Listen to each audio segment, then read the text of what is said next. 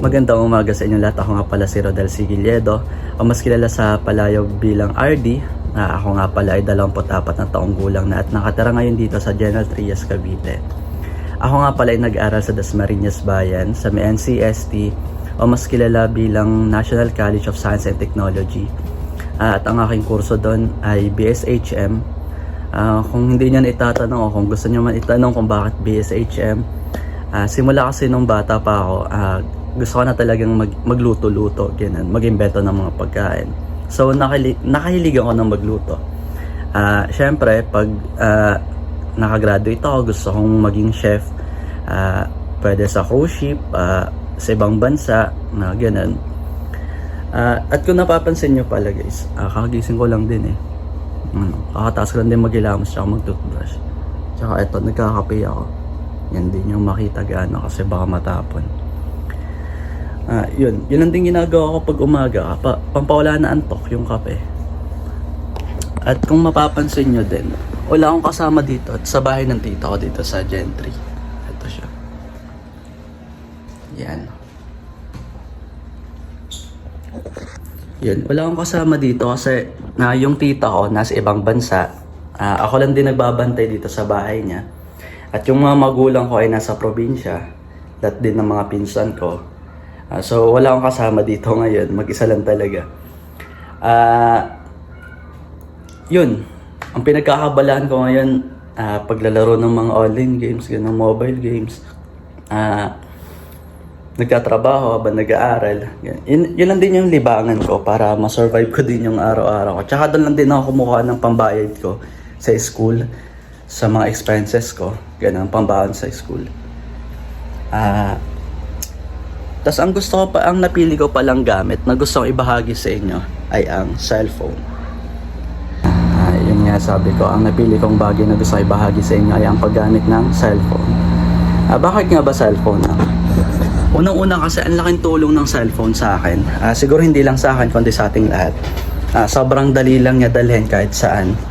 Pangalawa, ito yung ginagamit natin para makausap natin yung mga mahal natin sa buhay.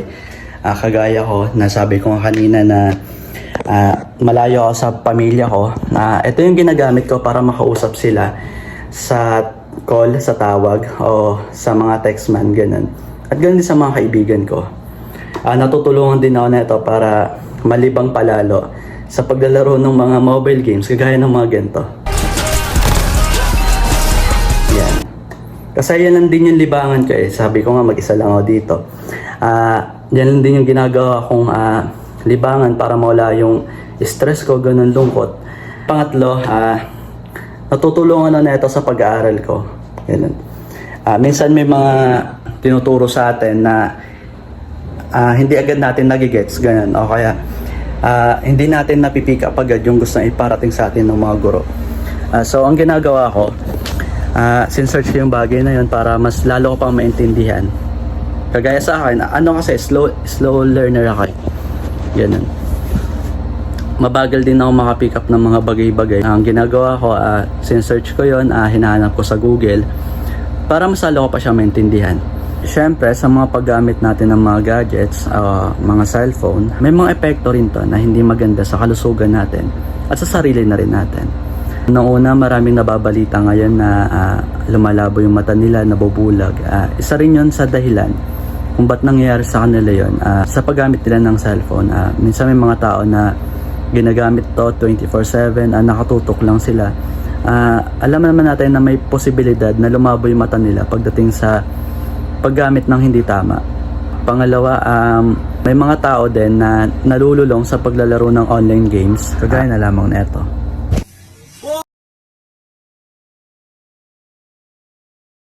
Alam naman natin na mali yun. Minsan nakakalimutan nila yung salitang respeto. May mga tao din kasi na mabilis uminit yung ulo. Alam niyo yun guys. Marami rin akong kakasalamuhang ganun eh. Minsan nakipag-away sila sa laro nila, tinetext nila kung paano sila magmura. Pinapakita lang naman nila kung ano yung emosyon nila, pero ang pangit lang kasi doon, nawawalan na sila ng respeto sa sarili nila at sa kapwa din nila. Pangatlo, ito yung pinakapangit na epekto ng paggamit ng gadgets o cellphone sa atin. Lalong-lalo na sa mga estudyante. Hindi ko naman siya nilalahat. Pero may mga estudyante din kasi na nakakalimutan na nila talaga yung limitasyon nila. Minsan, ginagamit na nilang sagot yung cellphone para sa mga takdang aralin nila. Kumukuha sila ng sagot kung saan-saan. At yun na lang yung pinapasa nila. Para lang may maibigay sila sa mga guro nila. Alam naman natin na mali yun. Siguro kung sakaling gagawa kayo ng gano'n, gawin nyo lang siyang idea o paraan para masimulan yung mga sagot sa takdang aralin nyo. Kasi kung ganyan yung nakakasanayan nyo, alam naman natin na hindi yung maganda. Yun, nakakalimutan natin na mag-effort, tulungan yung sarili natin. Kasi alam ko at naniniwala naman ako sa inyo na kaya nyo eh. Kaya nyong sagutan yung mga takdang aralin nyo ng kayo lang. Yun nga, sabi ko nga, gawin nyo lang idea yung mga makita nyo, pero huwag nyo siyang kunin bilang sagot nyo na mismo. Kasi kayo din yung mahihirapan pagdating sa paaralan nyo mismo. Pag may tinanong sa inyo, baka may posibilidad na hindi nyo masagot. Yun lang naman yung mga gusto kong parating sa inyo. Sana may mga natutunan kayo sa akin pagdating sa gantong bagay. At kung sakali may mga katanungan kayo, pwede nyo akong i-chat o kaya kausapin. Yun, pasensya na rin kung medyo nahirapan ako paano mag-explain sa inyo at kung saan man ako nakatitig ngayon kasi eto lang din yung unang vlog ko. Salamat sa panonood at paalam sa inyong lahat.